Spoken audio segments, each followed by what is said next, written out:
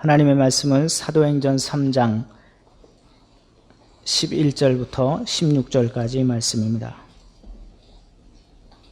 사도행전 3장 11절부터 16절까지 말씀입니다. 신약성경 191쪽입니다.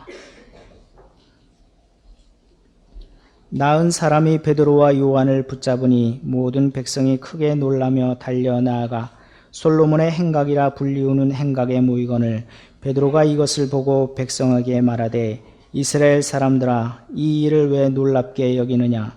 우리 개인의 권능과 경건으로 이 사람을 걷게 한 것처럼 왜 우리를 주목하느냐? 아브라함과 이삭과 야곱의 하나님 곧 우리 조상의 하나님이 그의 종 예수를 영화롭게 하셨느니라. 너희가 그를 넘겨주고 빌라도가 놓아주기로 결의한 것을 너희가 그 앞에서 거부하였으니 너희가 거룩하고 의로운 일을 거부하고 도리어 살인한 사람을 놓아주기를 구하여 생명의 주를 죽였도다. 그러나 하나님이 죽은 자 가운데서 그를 살리셨으니 우리가 이 일의 증인이라.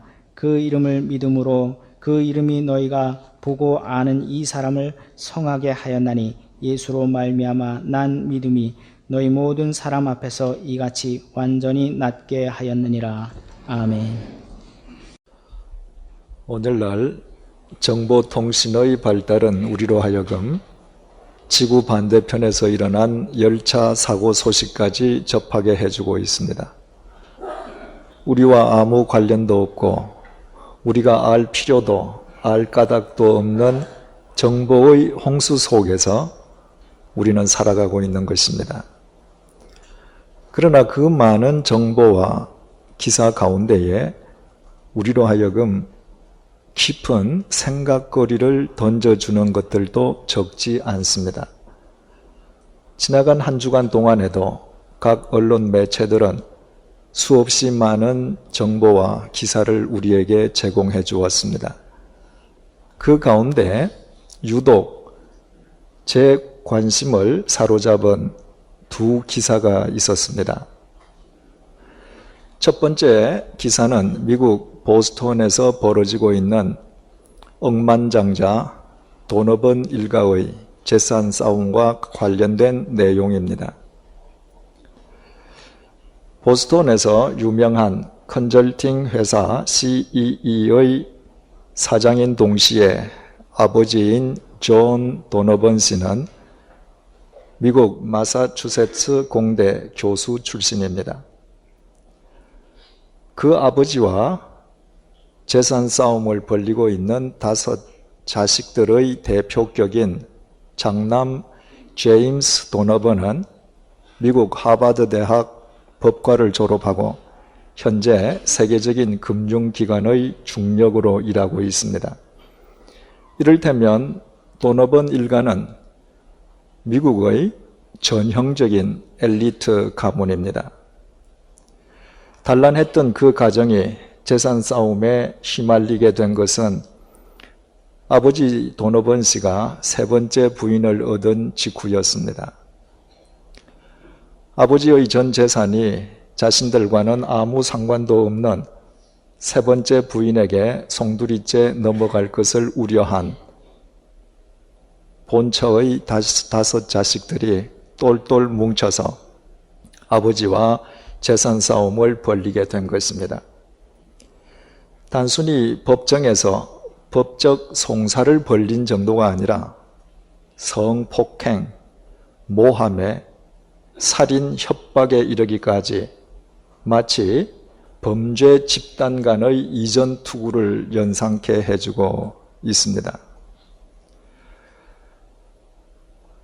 그래서 미국 언론들은 케네디가를 꿈꾸던 미국 명문가의 몰락이라는 제목으로 정오와 탐욕에 얽힌 그 가문의 재산 싸움을 연일 대서특필하고 있습니다. 그러나 우리는 그동안 이런 유의 재산 싸움을 익히 보아왔던 터라 그 내용 자체만으로는 별로 새롭다 할 것이 없습니다. 그런데도 그 기사가 유독 제 시선을 끌었던 것은 그 기사의 마지막 문구 때문입니다. 그 구절이 이렇습니다. 도노번 일가의 오랜 친구인 폴 매커보이 전 예일대 학장은 도노번 일가는 주일마다 교회를 찾았던 행복했던 가족이었다면서 그들이 재산 문제로 싸우게 된 것은 비극 중의 비극이라며 안타까워했다. 그들은 주일이면 어김없이 교회를 찾아 예배드리던 그리스도인들이었습니다. 아버지나 혹은 자식들 어느 한쪽만 교회를 다닌 것이 아닙니다. 5 자식들 가운데에 한두 명만 그리스도인이었던 것도 아닙니다. 아버지, 아들 6 식구가 주일마다 교회를 찾아 예배를 드리던 그리스도인들이었습니다. 그래서 저는 그 기사를 보면서 반문하지 않을 수 없었습니다. 매주일 교회를 찾아 예배를 드렸음에도 돈 앞에서 원수처럼 싸우는 그 아버지와 자식들에게 믿음은 과연 무엇을 의미했을까? 그들은 왜 주일마다 예배당을 찾아갔을까? 단지 자기 과시나 자기 만족을 위함이었을까? 혹은 그저 단순 사교를 위함이었을까? 그것도 아니라면 그저 부적 삼아 한 다리를 교회에 걸쳤을 뿐이었을까? 그들에게 예수 그리스도라는 존재는 과연 어떤 존재이며 그들에게 예배는 무엇을 의미하는 것일까? 참으로 많은 것을 생각해 주었습니다. 두 번째로 제 시선을 끌었던 기사는 이곳 마포 일대에서 연쇄적으로 일어났던 성폭행범 검거와 관련된 기사였습니다. 올해 31세의 범인은 경찰들 사이에서 마포 발바리로 불리었는데 13살 어린 소녀에서부터 46살의 여성에 이르기까지 13차례에 걸친 성폭행과 한 건의 절도 혐의로 지난 수요일에 구속되었습니다. 작년 1월 달부터 15개월 동안 그 많은 범죄를 저지른 것입니다. 그런데 막상 경찰에 잡혀서 그의 진술에 의하면 경찰들이 확인한 범행 이외에 한 건의 성폭행, 2건의 강도 행각, 7건의 절도 행각이 더 밝혀졌습니다. 불과 1년 3개월 만에 밝혀진 것만 24건의 흉악 범죄입니다. 한 달에 평균 2번꼴로 범죄를 저지른 것입니다. 그 흉악한 범인의 이름이 제철이더군요.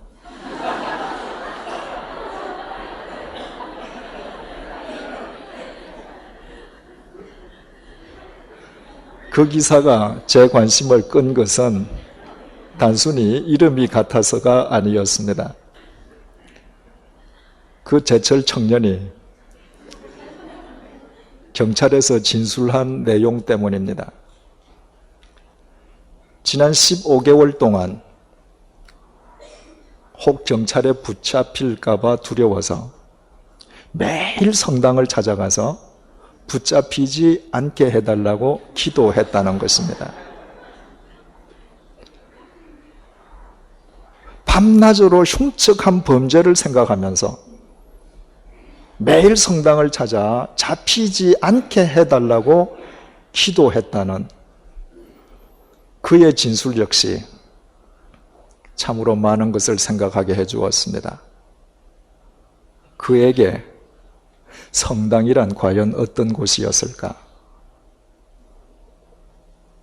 그에게 기도란 무엇을 의미하는 것이었을까? 그가 매일 성당에 찾아가서 기도할 때 누구에게 왜 기도했을까? 그가 그런 기도로 신랄만큼의 평온이라도 얻었다면 그 평온은 대체 누구로부터 비롯된 것일까? 외부로부터 주어진 것인가? 아니면 자기 자신으로부터 비롯되어 스스로 속은 것인가? 많은 것을 생각하지 않을 수 없었습니다. 우리가 그리스도인이 된다고 하는 것은 길이요 진리요 생명이신 예수 그리스도를 닮아가는 것을 의미합니다. 그리스도를 닮는 사람이 아니라면 그리스도의 이름을 붙인 그리스도인으로 명명될 까닭이 없습니다. 그리스도인이 된다는 것은 예수 그리스도를 자기 생의 주인으로 모신 것이요. 예수 그리스도를 자기 생의 주인으로 모시고 살다 보면 예수 그리스도를 닮아갈 수밖에 없습니다. 우리가 교회에서 신앙생활을 하고 기도하는 목적이 바로 여기에 있습니다. 날이 갈수록 예수 그리스도를 더욱 닮아 이 세상에서 예수 그리스도처럼 살아가기 위함입니다. 그 길만이 단 한 번밖에 없는 우리의 유한한 인생을 영원으로 건져 올릴 수 있는 유일한 길이기 때문입니다. 만약 도노번 일가의 아버지와 자식들이 이 사실을 알았더라면 그들이 매주일 교회를 찾아가서 예배 드릴 때에 예수 그리스도를 닮기 위해서 예배 드렸더라면 그래도 그들이 돈 앞에서 그처럼 원수처럼 싸우고 있겠습니까? 결코 그렇지 않을 것입니다. 그들은 남들보다 더 가진 그 좋은 경력, 그 좋은 학력, 그 많은 재산을 도구 삼아 이 세상에서 진리의 등불로 수없이 많은 사람에게 헌신하는 아름다운 그리스도인으로 살아가고 있을 것임에 틀림없습니다. 그 흉악범이 왜 기도해야 하는지 알고서 매일 성당을 찾아서 기도했더라도 결과가 오늘과 같았겠습니까? 아니었을 것입니다. 예수 그리스도의 도우심 속에서 예수 그리스도를 닮아가면서 바른 삶을 살기 위해 매일 성당을 찾아 기도했던들 그의 삶은 이미 새로워졌을 것입니다. 예수님께서는 2000년 전에 우리와 같은 인간의 모습으로 이 땅에 오신 당신이 인간을 구원하실 그리스도, 곧 성자 하나님 되심의 증거를 요한복음 5장 36절에서 37절을 통해 친히 이렇게 밝히셨습니다. 내게는 요한의 증거보다 더 큰 증거가 있으니 아버지께서 내게 주사 이루게 하시는 역사, 곧 내가 하는 그 역사가 아버지께서 나를 보내신 것을 나를 위하여 증언하는 것이요. 또한 나를 보내신 아버지께서 친히 나를 위하여 증언하셨느니라. 예수님께서는 인간의 몸을 입고 오셨음에도 당신이 그리스도, 성자 하나님 되시는 증거를 하나님의 역사를 이루어가는 당신의 삶이라고 말씀하셨습니다. 그렇지 않습니까? 예수님께서 성경을 통해서 우리에게 보여주신 그분의 삶보다도 그분이 그리스도시요 성자 하나님이시라는 더 크고 더 확고하고 더 뚜렷한 증거가 어디에 있겠습니까? 그렇다면 우리가 그리스도를 닮아가는 그리스도인이라는 증거 역시 그리스도를 본받아 살아가는 우리의 삶을 통해서만 드러나지 않겠습니까? 만약 우리가 그리스도인으로 살아가기를 원하면서도 예수 그리스도를 닮아가려는 삶을 우리 스스로 드러내지 못하거나 안으려 한다면 매일 주일마다 예배당을 찾았음에도 돈 때문에 원수처럼 아버지와 자식들이 싸우는 돈없은 일가와 우리 사이에 무슨 차이가 있겠습니까? 매일 성당을 찾아 흉측한 범죄를 꾀하고 있음에도 단지 잡히지 않기를 기도했던 그 청년과 우리 사이에 무슨 본질적인 차이가 있을 수 있겠습니까? 삼위일체 하나님께서 살아계심을 믿지 않으면 모르되 하나님을 정녕 믿는다면 우리의 신앙생활과 기도생활이 그처럼 허망할 수는 없지 않겠습니까? 예루살렘 성전 문들 가운데 가장 아름다운 미문 앞에서 거지가 구걸하고 있습니다. 날 때부터 안전뱅이였던 거지였습니다. 베드로가 그 거지의 눈을 들여다보면서 말을 했습니다. 내게 은과 금은 없거니와 내게 있는 이것을 네게 주노니 나사렛 예수 그리스도의 이름으로 일어나 걸어라. 그리고 베드로는 자신의 오른손을 내밀어 안전뱅이의 오른손을 잡아 일으켰습니다. 그와 동시에 예수 그리스도의 생명과 능력이 안전뱅이의 발바닥에서부터 복사뼈를 거쳐 위로 솟구쳐 오름과 동시에 마치 눌렀던 용수철이 튀어오르듯 안전뱅이가 벌떡 일어났습니다. 선천성 안전뱅이가 40여 년 만에 자기 발로 처음으로 일어선 것입니다. 그는 꿈에만 그리던 성전 미문을 자기 발로 통과해서 예루살렘 성전 안으로 뛰어들어가며 하나님을 찬송했습니다. 그의 찬송 소리가 얼마나 컸던지 성전 안에서 기도하던 사람들이 그에게 시선을 옮기게 되었습니다. 그리고 그들은 모두 깜짝 놀랐습니다. 성전이 떠나갈 듯이 큰 소리로 찬송하고 있는 사람은 조금 전까지 성전 미문 앞에서 구걸하던 선천성 안전뱅이였기 때문입니다. 그들은 모두 경의와 경탄에 찬 눈빛으로 그를 쳐다보면서 대체 어떻게 이런 일이 가능할 수 있었느냐는 표정을 짓고 있었습니다. 이에 나음을 입은 거린이 베드로와 요한에게 다가가서 마치 매어 달리듯이 두 사람의 등을 꼭 껴안았습니다. 바로 이 두 사람으로 인해서, 아니 이 두 사람이 전한 예수 그리스도 때문에 자신이 일어나게 되었다는 답변인 동시에 간증이었습니다. 거린의 그와 같은 행동은 자연스럽게 그곳에 있던 모든 사람들의 시선을 베드로에게 옮겨가게 했습니다. 본문 11절에서 12절을 주목해 보시겠습니다.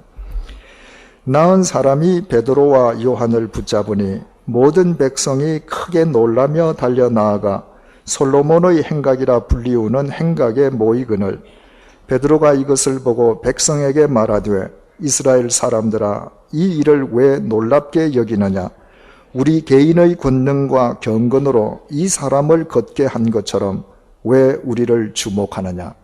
누가 먼저 선도했는지는 모르지만 성전 안에 있던 사람들과 두 사도는 함께 솔로몬 행각으로 몰려갔습니다.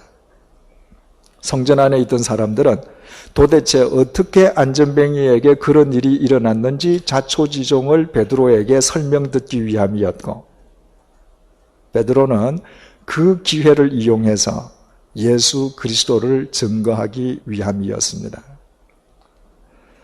솔로몬 행각은 예루살렘 성전 바깥마당 동편에 위치해 있던 행각으로, 행각은 좌우 기둥과 지붕만 있고 벽이 없는 회랑 형태의 구조입니다.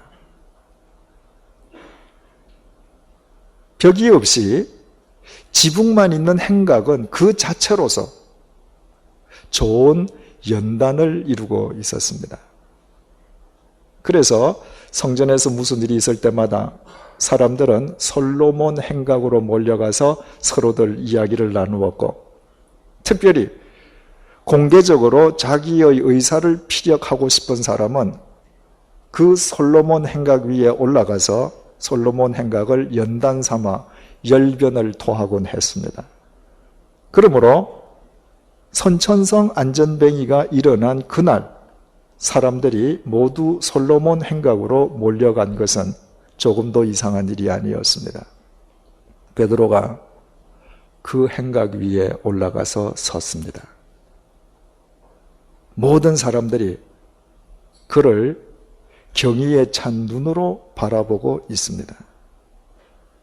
베드로는 자신에게 시선을 집중하고 있는 군중들을 향해서 안전뱅이였던 거린이 일어나게 된 것은 자기 개인의 권능이나 능력으로 인함이 아니라 나사렛 예수 그리스도께서 그를 치유해 주셨기 때문임을 밝혔습니다.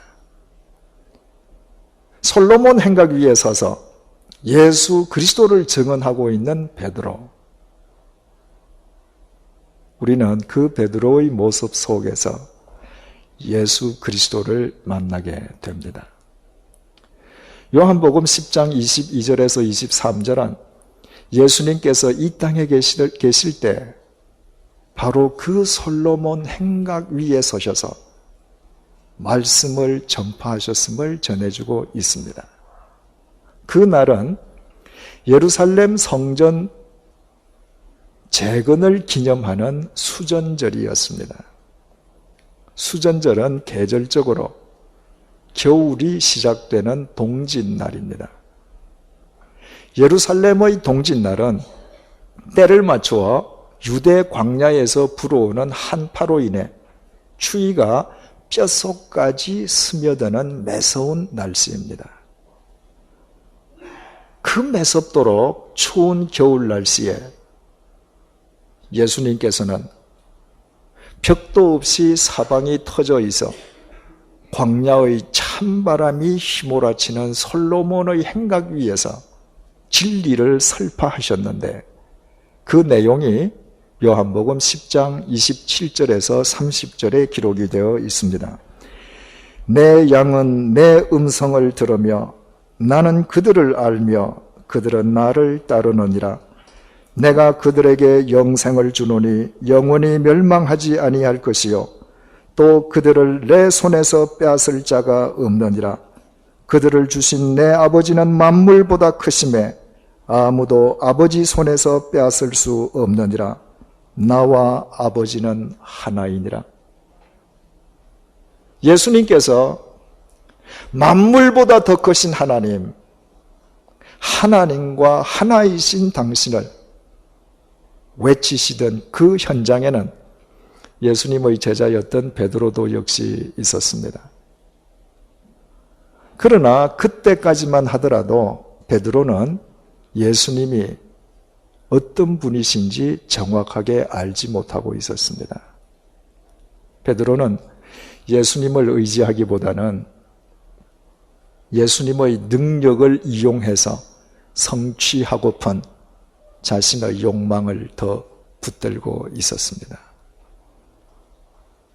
그런 베드로에게 그날 솔로몬 행각에서 외치시던 예수님의 말씀이 제대로 귀에 들렸을 리가 없습니다. 추위에 벌벌 떨면서 예수님의 설교가 조금이라도 더 빨리 끝나기를 원하고 있었을는지도 모릅니다.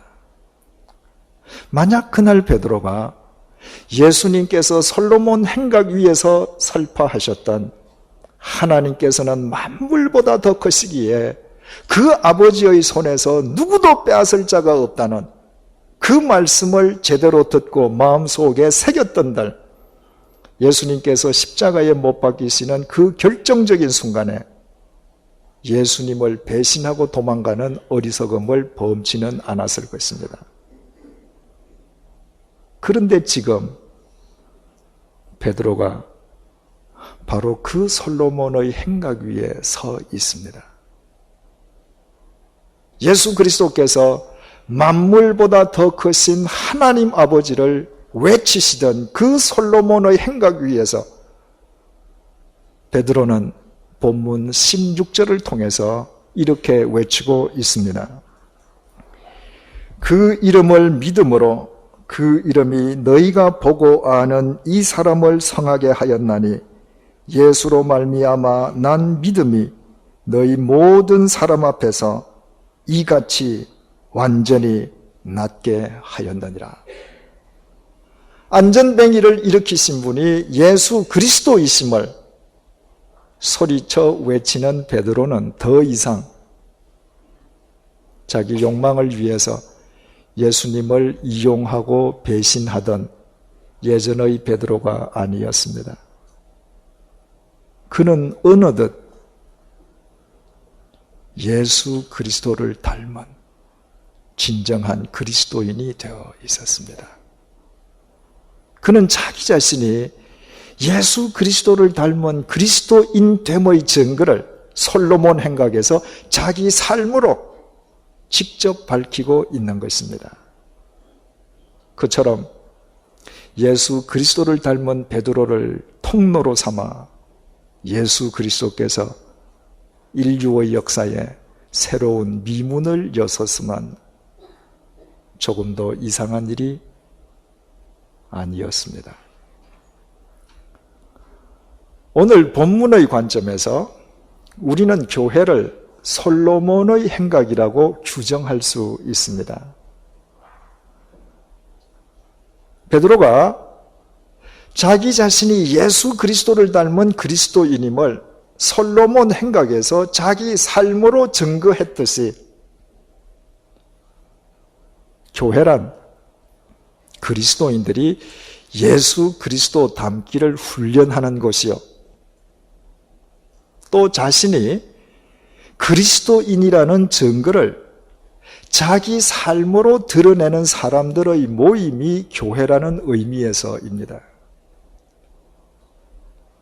인간이 자기 삶의 여정 가운데에서 자신을 가장 거룩하게 구별할 수 있는 교회에서조차 예수 그리스도를 닮으려 하지 아니하고 자신이 그리스도인됨을 자기 삶으로 드러내려 하지 않는다면 교회 밖에서 어떻게 진정한 그리스도인으로 살아가는 일이 가능할 수 있겠습니까? 그리스도인이 예수 그리스도를 닮아간다는 것은 인간을 구원하시기 위해서 자기 몸을 내어주신 예수 그리스도를 본받아 자기중심적이고 이기적인 삶을 탈피해서 다른 사람을 생각하는 이타적인 삶을 사는 것을 뜻합니다. 오늘 우리가 이 자리에 모여서 이처럼 은혜로운 예배를 드릴 수 있는 것도 자기를 생각하지 않는 수많은 사람들의 헌신의 덕분과 노력의 결과입니다. 오늘 하루만 하더라도 예배가 시작되기 2시간 전부터 지하실에서부터 1, 2, 3층에 이르기까지 보조 의자를 깔면서 여러분들이 앉을 자리를 정돈한 봉사자들이 있습니다. 예배가 시작되기 2시간 전부터 이제 예배가 끝난 뒤에 여러분들이 드실 다과를 위해서 헌신한 봉사자들이 있습니다. 주차 요원으로, 안내위원으로, 개수위원으로 수고하는 분들이 있는가 하면 교회학교 교사로 헌신한 봉사자들이 있습니다. 그분들로 인해 우리는 이렇듯 예배를 드릴 수 있습니다. 그러나 이것은 비단 주일 하루 눈에 보이는 봉사에 국한되지 않습니다.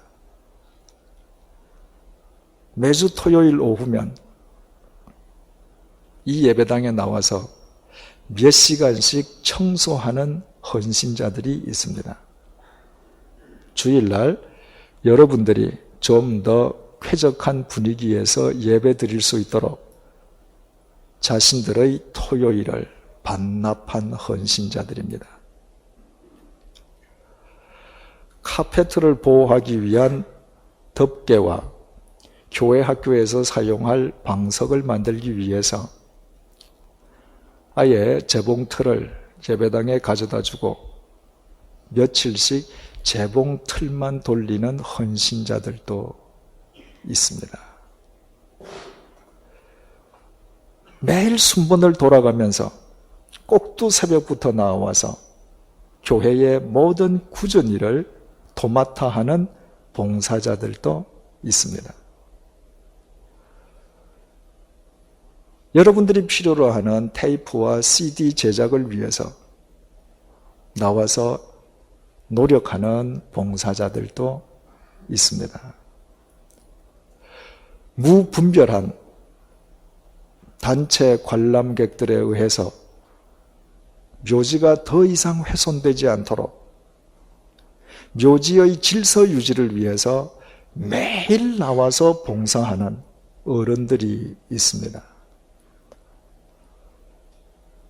매일 하루 평균 1000명 이상씩 우리 교회 홈페이지에 접속하시는 외부 교인들에게 때를 늦지 않게끔 주일 예배와 수요 성경 공부 동영상을 제공하기 위해서 쉴 틈을 포기한 젊은 봉사자들이 있습니다.